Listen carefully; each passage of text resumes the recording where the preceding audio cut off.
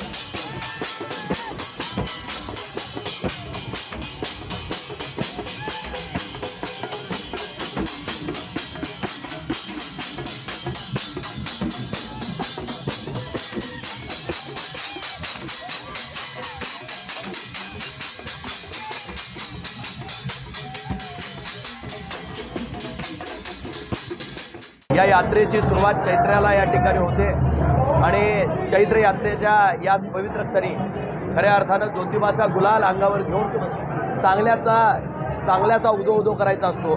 आणि मी या ठिकाणी सांगेन की परमेश्वरी आशीर्वाद या लोकसभा मतदारसंघातील असेल किंवा संपूर्ण देशभरामधल्या जनतेला या निमित्तानं या राजाचे या ठिकाणी लाभतात। अनेक गावातनं शासनकाटे आलेले आपल्याला दिसतील।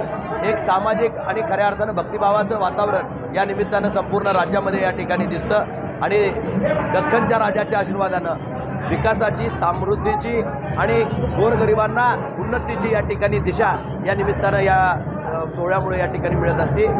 कुठलाही या ठिकाणी भाविकाला की ज्योतिबाच्या नावानं चांग भलं म्हटलं की त्यांच्या आयुष्याचं चांगलं आणि भलं होण्यासाठी म्हणून त्या देवाचे आशीर्वाद कायमपणे पाठीशी राहतात।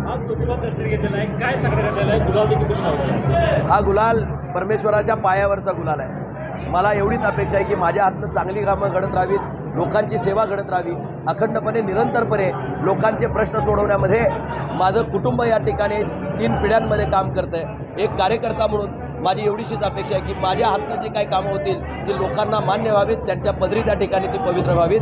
आज जे या ठिकाणी त्यांनी आशीर्वाद दिले, मी ज्यावेळी लोकसभेचा संसद सदस्यसुद्धा झालो आणि माझ्या वाढदिवसादिवशी पंतप्रधान नरेंद्र मोदी साहेबांना भेटलो, त्यावेळी मी दख्खनच्या राजाचीच मूर्ती त्यांना भेट दिली होती। माझं हे भक्तिस्थान आहे, श्रद्धास्थान आहे आणि त्या श्रद्धेनं आज मी इथं आलेलो आहे।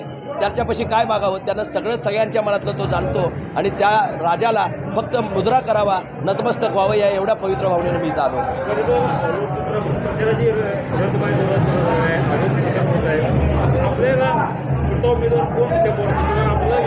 नाही, मी इथं देवाच्या दारात फक्त आशीर्वाद घेण्यासाठी आलो आहे। राजकारणाचं जे मंच आहे ते ह्या देवळाबाहेर आहे। इथं असताना सर्व भक्त त्याच्यासाठी एकसारखे आहेत। इथं प्रत्येकाची अपेक्षा लहान असू दे किंवा मोठी या परमेश्वराला तितकीच महत्त्वाची आहे। मी कामाचा साठी म्हणून या ठिकाणी त्याच्याकडे श्रद्धेने येतोय, देवाच्या चरणी माझी श्रद्धा सुमना अर्पण करतोय।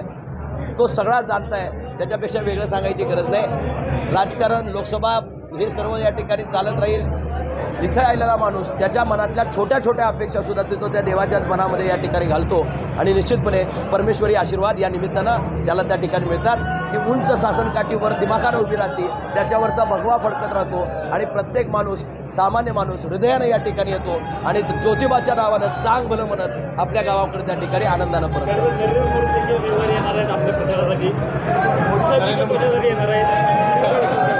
नरेंद्र मोदी साहेबांना मगाशी सांगितलं तसं ज्योतिबाचा आशीर्वाद ऑलरेडी, त्याचा गुलाल आणि या ठिकाणी मूर्ती मी स्वतः भेट दिली।